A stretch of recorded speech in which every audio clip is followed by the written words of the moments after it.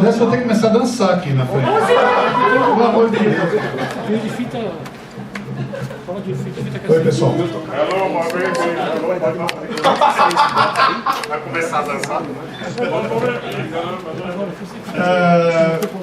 Bom, meu nome é Rodrigo Garcia, alguns de vocês já me conhecem, outros não me conhecem e... Eu não sei quem você é, não, explica. Eu só queria pedir para a Márcia parar de se depreciar, porque a obra dela, do Ouro de Júpiter, está muito legal e são poucos os fãs que têm a coragem de fazer a sua interpretação das coisas da sua série preferida.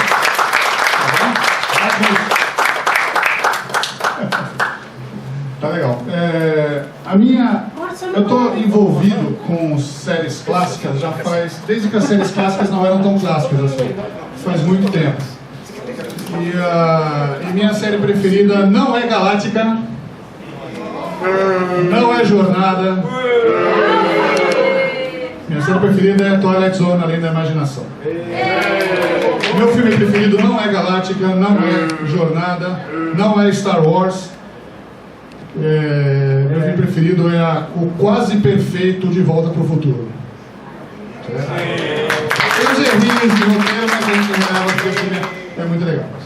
Então, 4 dias, hein? Hã? Mais 4 dias, hein? Mais 4 dias, exatamente.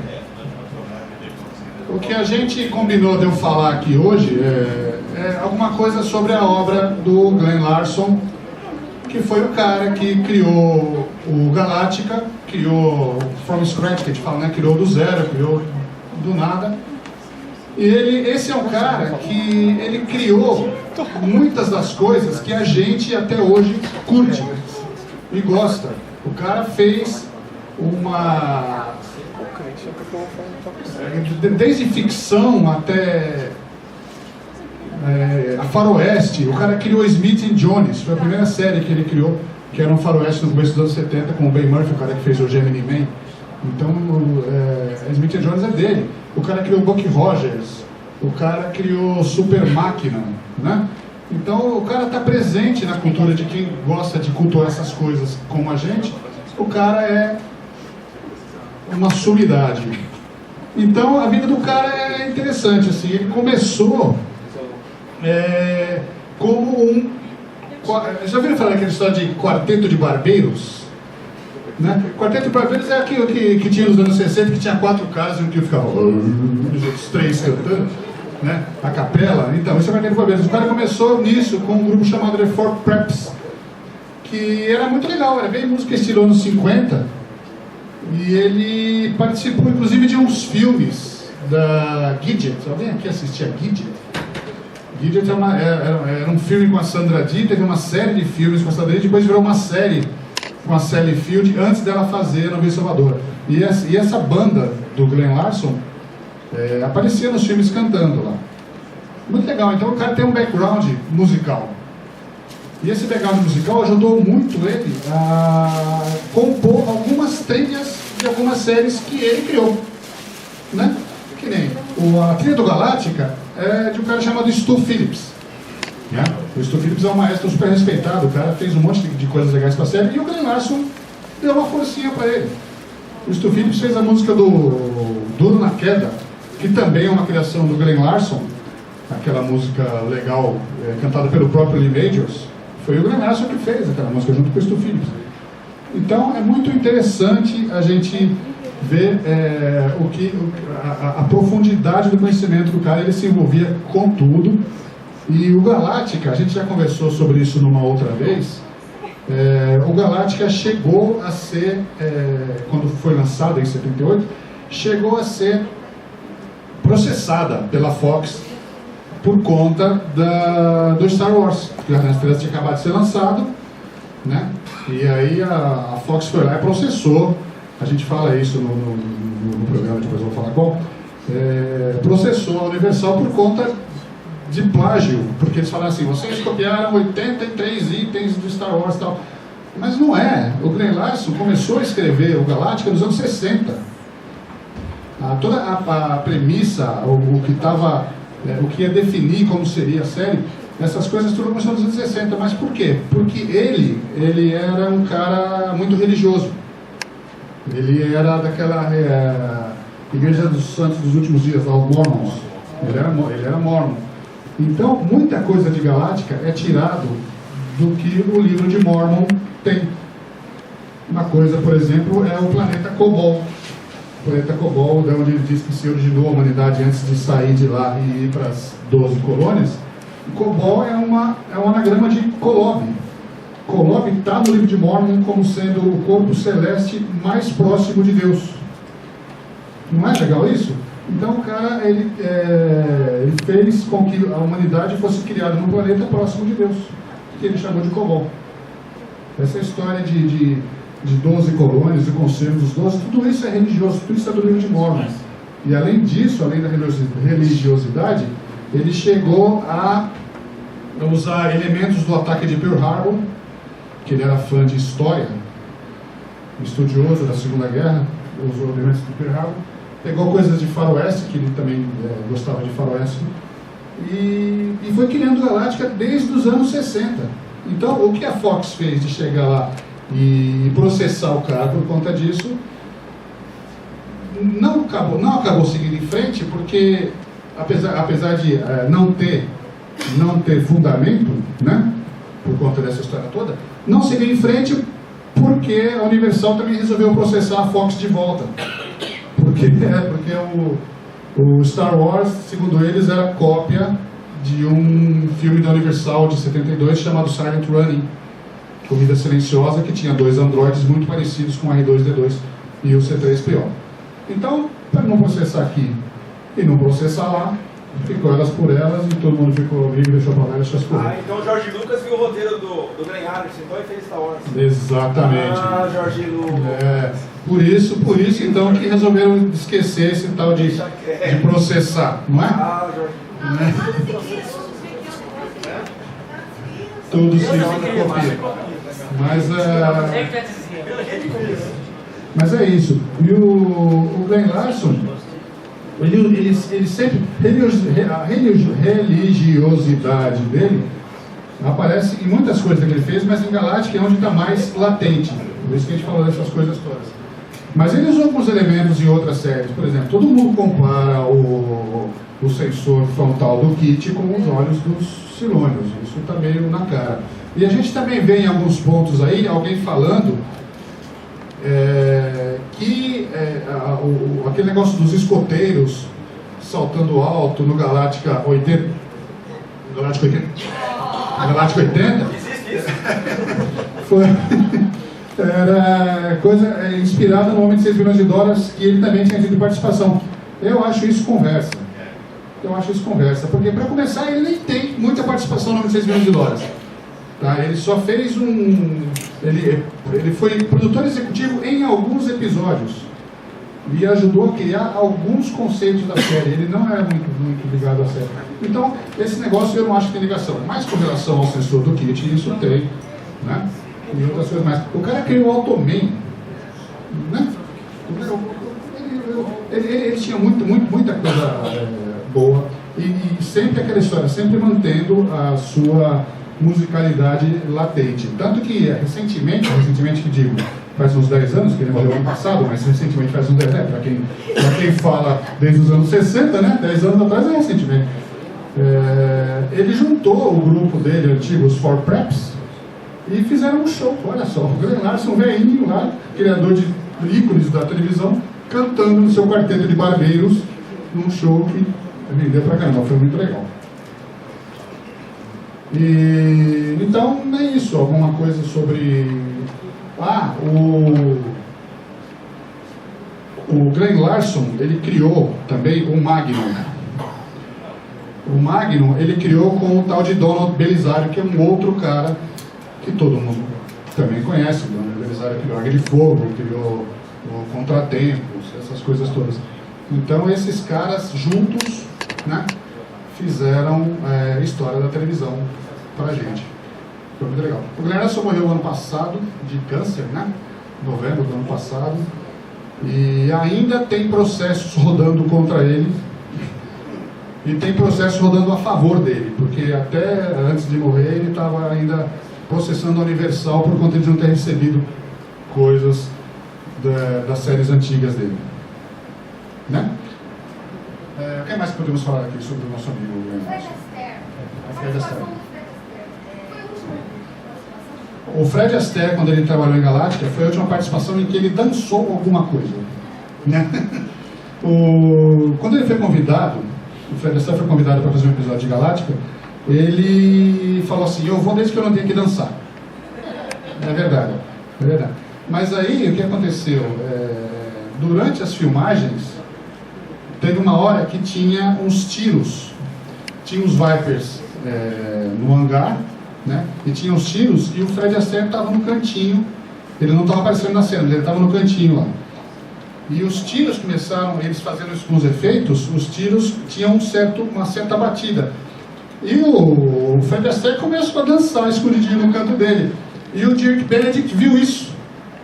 Né? O Dirk Benedict viu isso e falou: foi, né? Pediu para o cara que estava do lado fotografar e falou para ele assim: você não queria dançar, tá? Aí por isso que ele acabou aceitando depois fazer uma cena que aparece no episódio, tem uma cena de um baile em que ele acaba dançando. E essa foi a última cena em que o Fred Astaire participou, que dançava alguma coisa. Mas tem essa foto do Dirk Benedict? Até hoje eu não consegui achar. Alguém achar ganha um prêmio de futuro, hein? O Dirk Benedict mesmo, ele mesmo narra essa história, né? Mas a foto não é mostrada, não sei porquê. Não é? É legal. A gente, semana passada, alguns de vocês sabem, mas assim, eu e um amigo, Leonardo, a gente tem um programa no YouTube sobre séries antigas, e a gente fez um programa sobre Galáctica, que vai ser, tá em fase de edição, eu estou editando ainda, a Márcia foi a convidada, e em uma semana deve estar no ar, então quero que vocês, quem puder ver lá, né? Então tá legal, a gente tem falado sobre séries clássicas, a gente tem um monte de informações bacanas, e tudo, que nem eu disse lá uma vez, tudo que a gente fala no programa é de cabeça, né? Você tem um roteirinho lá do que você tenha seguido que não pode esquecer de falar, mas é tudo de cabeça, então é natural que a gente fale algumas bobagens de vez em quando. Não é? Por isso a gente tem uma página no Facebook, onde as pessoas escrevem pra gente e falam assim: vocês esqueceram de falar não sei o que. Então a gente completa essa informação ou corrige a informação, para não ter que regravar o programa, né? A gente corrige essa informação na página do Facebook. Então eu convido vocês todos a quem ainda não é inscrito no nosso canal, que veja lá. Depois, daqui a pouquinho eu vou passar um teaser para vocês verem alguma coisa. Então é isso. Alguém quer me perguntar alguma coisa? E o Stu Phillips também ficou à frente da trilha da Super Máquina também. O Stu Phillips da Super Máquina, do Duro na Queda e do Galáctica. A música do Stu Phillips para Galáctica é uma coisa, eu acho até hoje, a trilha mais bonita de todas as séries de televisão. E olha que tem muita trilha bonita por aí, né? E a história da trilha é muito legal, porque quando um compositor faz uma trilha para uma série de TV, ele tem que arcar com alguns poréns, né? E um deles é assim: você faz a sua música, mas depois eu vou ter que editar ela conforme o tempo, e emendar aqui, emendar ali. O Stu Phillips não gosta disso. Ele falou assim: não, eu recomponho, eu faço de novo no tempo que você quiser, mas eu não quero que mexa naquilo que eu deixei pronto, tá? E no Galáctica foi assim. Então o Glenn Larson chegou para ele e falou: tudo bem, faz aí no seu tempo, depois a gente edita. Ele falou: não, vocês editam e fazem o tempo. Quanto você quer? Você quer 37 segundos e 12 frames? Então eu vou fazer a minha versão em 37 segundos e 12 frames. Entendeu? E ele gravou isso com a Orquestra Filarmônica de Los Angeles e ficou aquela coisa maravilhosa que me arrepia até hoje só de ouvir. E você encontra essa mesma trilha no piloto, é de um tamanho, um formato, depois você ouve ela. Sim, porque com narração. Tem mais. A gente chama isso de suíte. Você faz um tema com aqueles compassos, com aquele jeitão lá, e aí você adapta conforme a sua necessidade a outras versões. Então o tema de abertura é uma coisa, se você quiser uma música incidental no meio, que nem aconteceu aqui da menina passando o rádio lá e tocou um pedacinho de Galáctica, então eles fazem um arranjozinho para esse tipo de coisa. Então isso tudo é adaptado, mas o tema original é imexível, né? Então não pode mexer.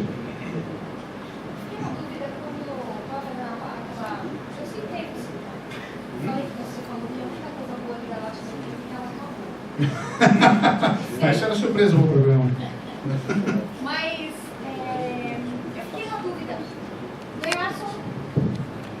Glen Larson era fã daquele filme em que a Terra parou. E você acha, agora não sei se alguém sabe disso, mas você acha que os Cylons foram inspirados naquele... Gort? É. Porque você olhando o efeito, né, pessoal? Que a gente vê o efeito das luzes. É muito legal. E depois no filme de 2008, com Keanu Reeves, parece mais o Cylon ainda. E eu não sei se tem uma retroalimentação desse...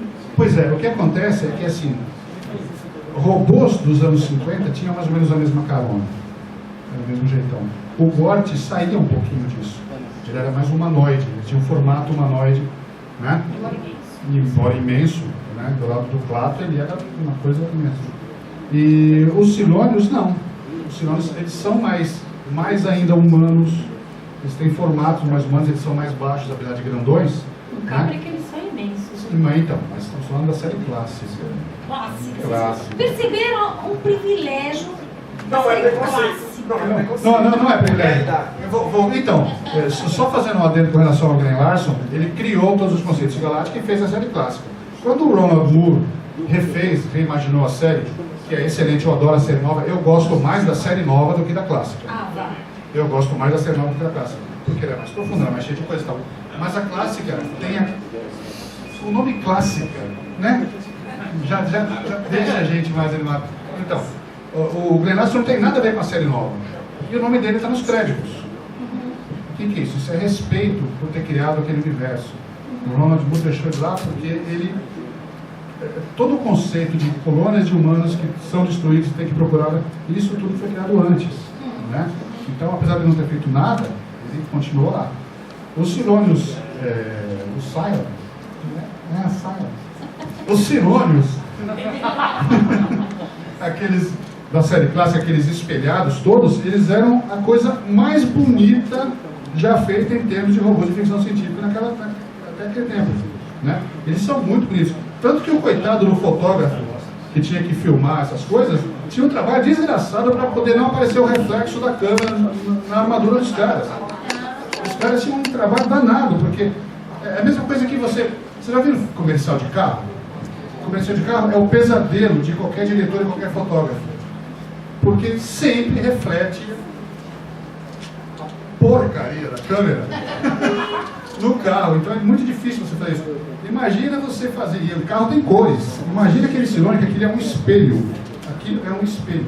Imagina o coitado do fotógrafo, né? Então, eles eram muito bonitos, eles brilhavam demais. Esse negócio que eles brilham muito é até uma piada no mundo de Galáctica. Eles brilham muito mesmo. Agora deixa eu fazer uma pergunta, uma colocação talvez. Eu ia fazer aquela hora que nós estávamos lá no palco, mas acabou não dando tempo. Aquela hora você ia fazer, agora você ia falar, né?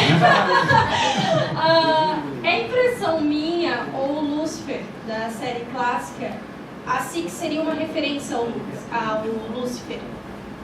Olha, eu nunca tinha pensado por esse lado, mas é interessante. Porque o Lúcifer, ele tem um lance de manipulação com o Walter e tudo mais. E a Six tem Pois isso, é, e fica muito claro. E o Lúcifer fala daquele jeito calmo, né? E o Lúcifer, deixa eu só fazer um adendo clássico aqui para quem gosta de clássico. O Lúcifer era dublado pelo Jonathan Harris, o Dr. Smith. A voz original do Lúcifer era do Jonathan Harris. E ele falava daquele jeitinho calmo como a Six. É uma boa referência que eu nunca vi isso em lugar nenhum falando sobre isso, e é interessante.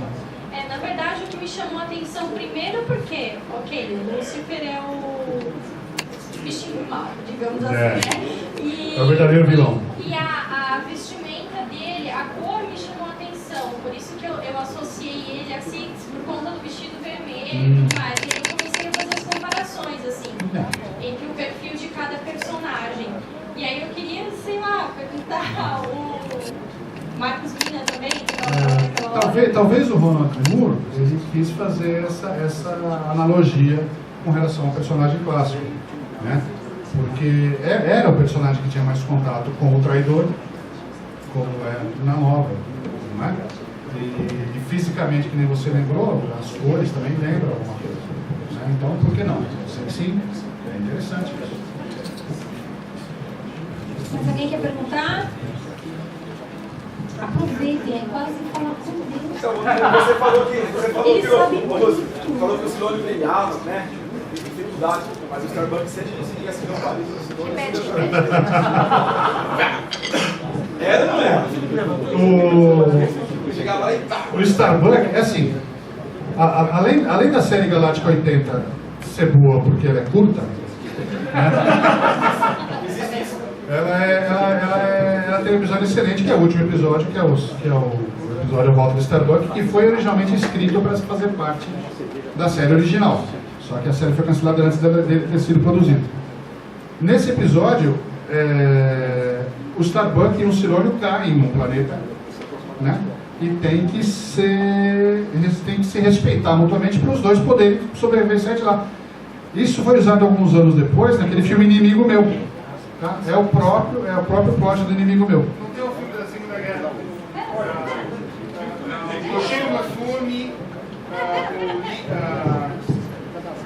Tem. O Toshiro Mifune cantando uma ilha. Isso. Em japonês e americano, né? Então, isso vem daí. Tá? Pera. É que depois a gente vê filmado e acompanha. O filme é Inferno no Pacífico e o americano é o Lee Marvin. Lee Marvin, É o exato. mesmo diretor do Excalibur, inclusive. Do Excalibur e dos Ardor do japonês. Você também chegou a ver. Qual é o nome dele? John Borman. É isso aí. Então, essa é a história, então, Oi, Marcos.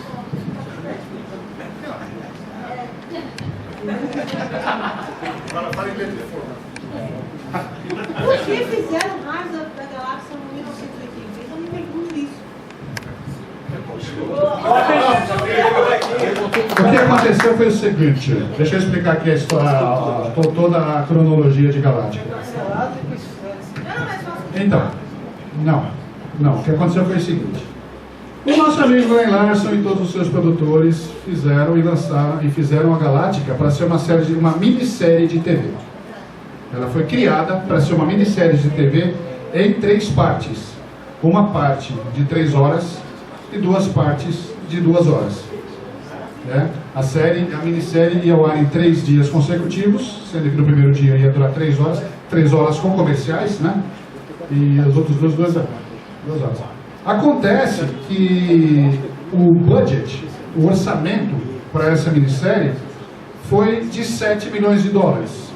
Eles calculavam gastar mais ou menos $1 milhão por hora de exibição. Ou seja, 7 horas, então 7 milhões de dólares.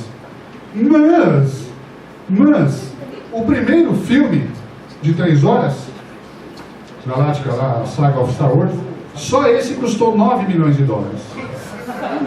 Saiu um pouquinho do orçamento, né? E aí os caras, eles pagaram do bolso. Eles já tinham conseguido vender isso para a TV e venderam esse piloto por $1 milhão e 800 mil dólares. Só. Ou seja, estava com um prejuízo aí de 7 milhões e 200 mil. Então qual foi a ideia dos caras? Vamos lançar no cinema também. Então eles pegaram esse primeiro... Eles lançaram esse primeiro, pegaram esse primeiro piloto de 3 horas, reeditaram numa duração razoável para cinema, de 2 horas e um pouquinho, e lançaram no cinema só no Japão e no Canadá. Só. Lançaram só lá. Isso foi 3 meses antes da série estrear na televisão. A série estreou em setembro de 78, isso aconteceu em julho de 78. Eles queriam amortizar o custo, amortizar o prejuízo que eles tiveram com a gravação, a filmagem desse primeiro episódio piloto. A série foi um sucesso danado no cinema, no Japão e no Canadá. Eles conseguiram diminuir os custos, né?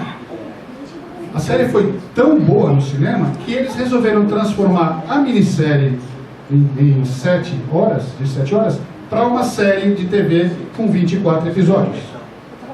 Isso foi feito de uma hora para outra. A produção adorou. Dava pulinhos deste tamanho, porque todo o cronograma estava feito para eles trabalharem em X, e eles teriam que trabalhar 4 vezes mais para entregar a série que ia estrear dali a 3 meses. Né? Aí tem esse monte fizeram um monte de episódios e tal. Quando foi em setembro de 78, Aquele filme que tinha ido no cinema no Canadá e no Japão, estreou numa noite só, 3 horas de duração, a duração original dele, estreou na TV. Foi um sucesso danado.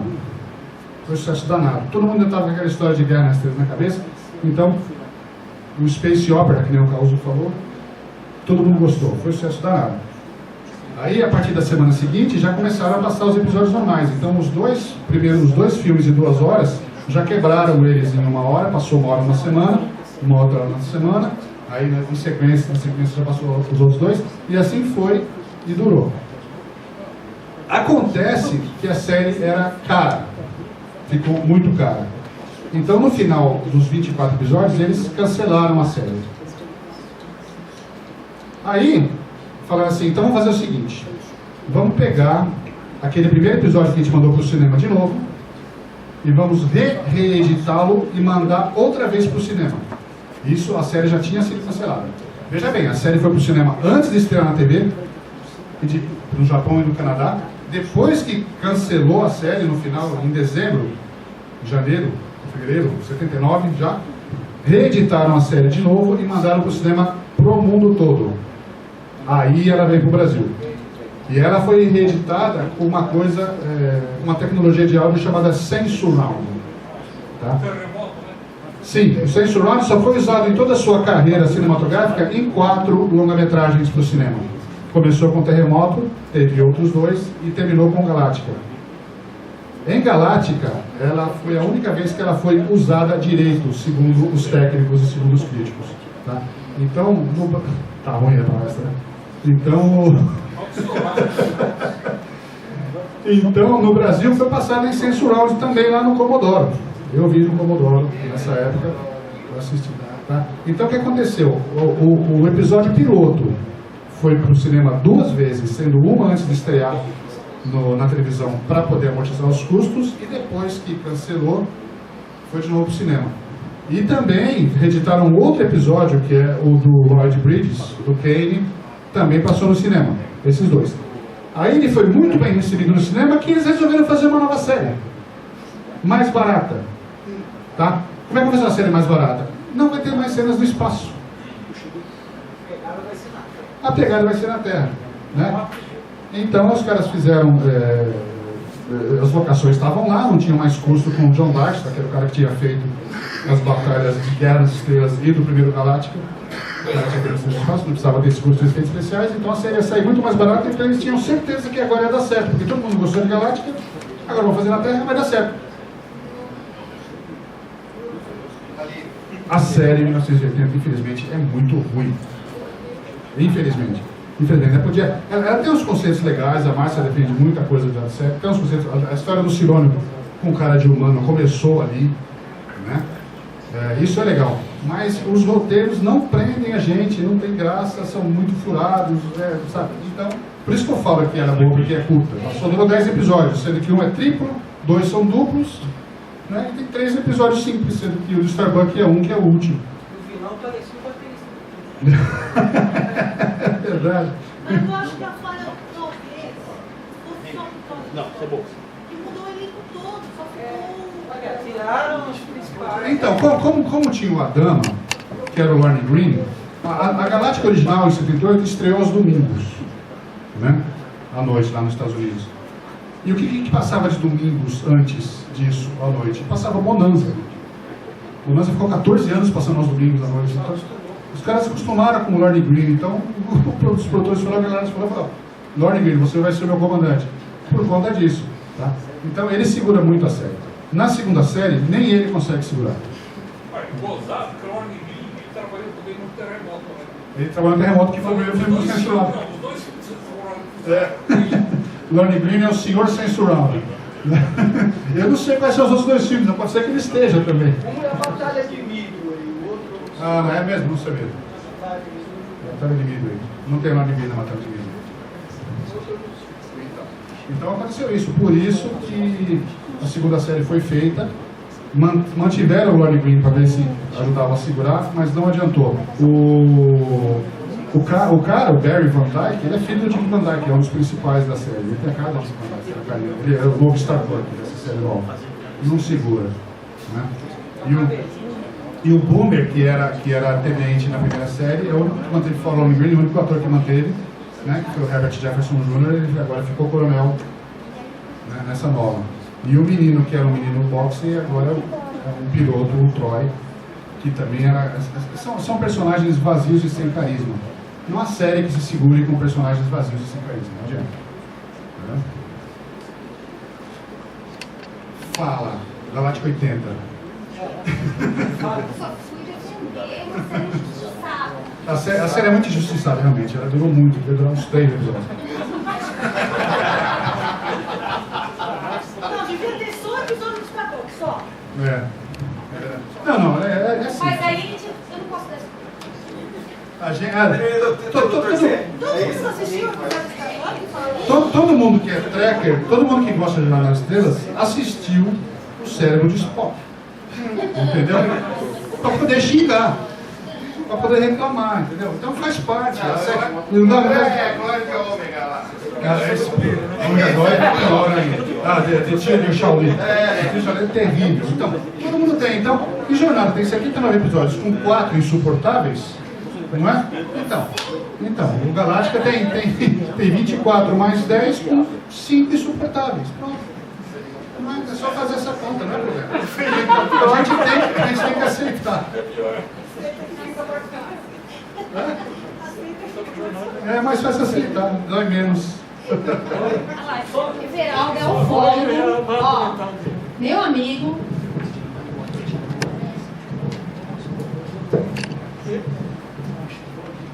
Oi, boa tarde. Oi. Eu assisti o Galáctica na época e o que me chama muita atenção é com relação ao visual, assim, tanto das naves, é uma coisa assim bem futurística, mas só que as roupas que eles usam, assim, é uma coisa que parece que remete ao Egito, alguma coisa assim. Será que é uma homenagem que ele quis fazer? Assim, tipo aquela parte dos deuses astronautas. Exato. Assim. A gente está falando do Glenn Larson, as referências que ele teve, além de ser religioso e referências mormons, essas coisas, ele era muito fã da obra do Deniken, que eram os deuses astronautas, e também de história, né? E de coisas do Egito, as coisas antigas. Então, ele quis juntar tudo isso com uma coisa só. Por isso que ele levou 10 anos concebendo esse conceito. Então, as roupas provavelmente sejam uma homenagem a isso. Os filônios pareciam centuriões romanos, né? Porque tinha aquela crista, né? Então. Os caras pareciam tipo egípcios ali, tem um capacete. Pois é todo um conceito que a gente... A gente olha assim, é uma série legal de ver, tem umas coisas interessantes, mas se você começar a buscar referências, você vai longe e vê muita referência. Isso não para Isso nunca. eu acho que ela é muito acima das outras. Ah, sim. Sem falar que nos roteiros tem muita referência à cultura chegar. grega. Foi o que eu falei, de egípcio e grego. Né? Isso fala muito das 12 tribos, seriam aqui esses outros tribos de Israel. Isso tem a ver com o livro de Mormon. Lá que tinha essas coisas de 12 tribos, o conselho dos 12 e tal. Né? Todas as perguntas inteligentes vão ser intuídas na filmagem, né? Porque não consigo dar tempo Filmagem, de chegar. filmagem. Nós estamos filmando. Sério? Pode começar a dançar. Você quer Agora retirar você alguma fala. coisa que você falou? Agora você fala. Ô, Rose, quer retirar alguma coisa que você falou? Apaga tudo, vamos começar de novo. E aí, se você Eu gosto muito de Galáctica 80, viu? Se tiver alguma pergunta inteligente para fazer, por favor, me chama. Dá tempo de esperar chegar. Pera.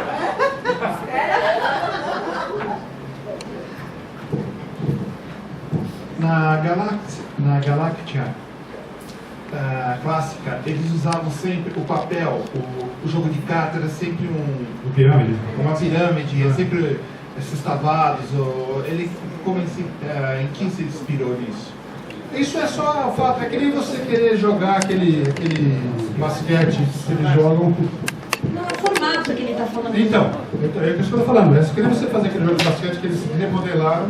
É uma forma de você ter um jogo de azar, porque tinha que se justificar a personalidade do Starbuck. Aquele negócio deve ter sido criado por causa do personagem, né?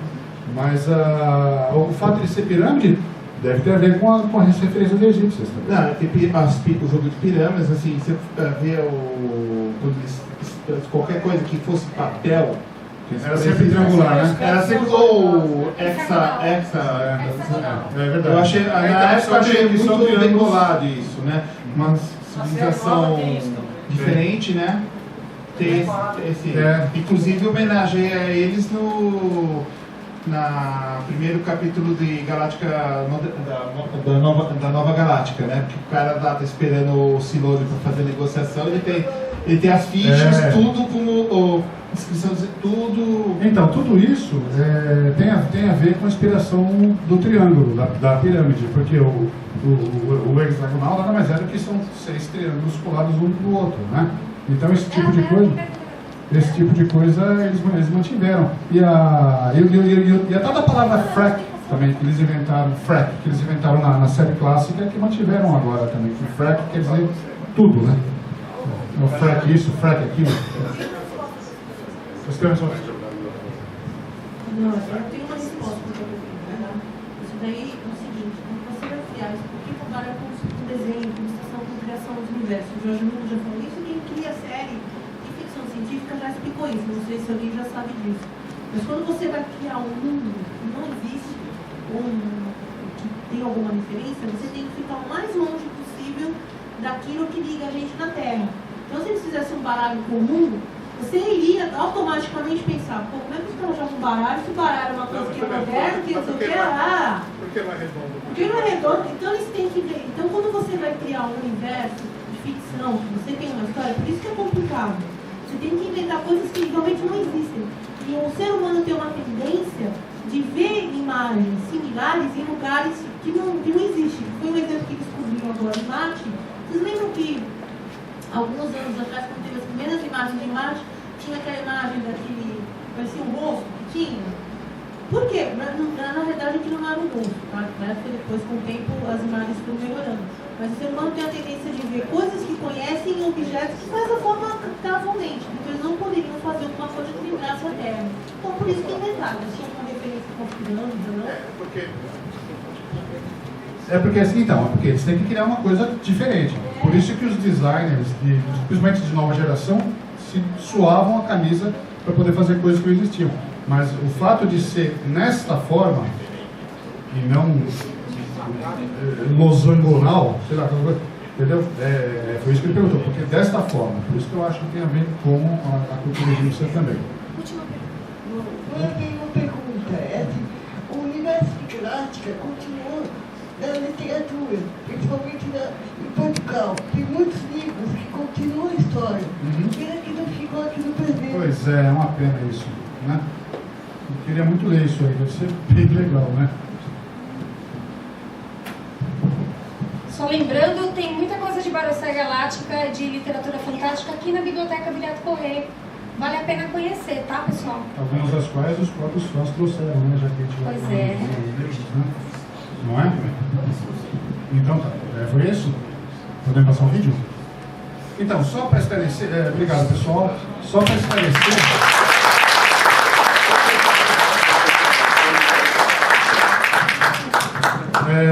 Eu queria antes de ir embora, eu queria passar um vídeo para vocês, porque assim, faz 25 anos, eu e o Leonardo, que deveria estar aqui, mas não pôde estar, a gente fazia um fanzine sobre séries clássicas. E eu falei, desde o tempo que as séries clássicas não eram tão clássicas, não eram tão antigas, né? Eram velhas, agora estão velhíssimas.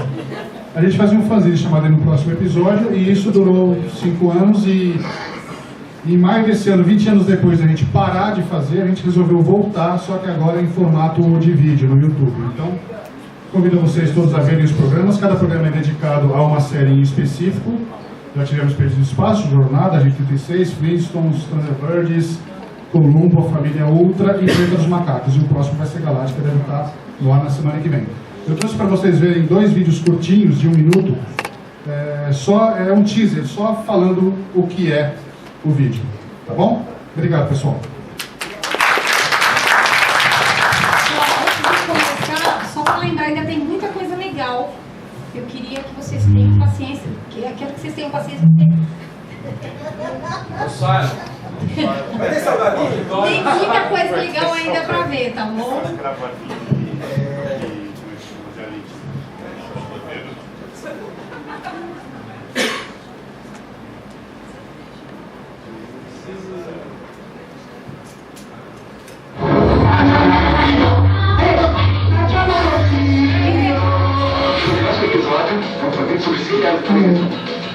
É ele, viu, gente? Esses seriados, ele ia achar. Botar o volume para farejar que já tinha encontrado. Esse é o Léo. O Roosevelt e o Leonardo acabaram recebendo um convite para participar do programa. Você lembra qual era o programa namorado do Speed Racer? E qual é a placa do Batman? O Speed começou no começo dos anos 60 no Japão. Eu conversei aqui com o Roosevelt Garcia e com o Leonardo Bussadori, que ajudam a manter viva a chama dos seriados no Brasil.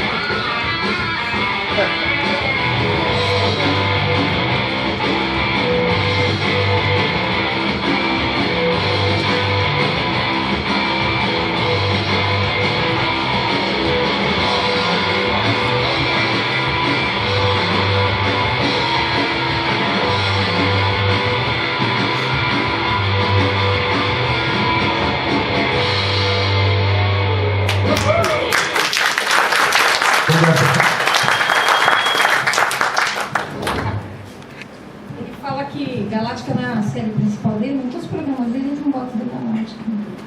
Na porta, camiseta. Queremos agradecer a presença do Roosevelt mais uma vez e presentear um quadro.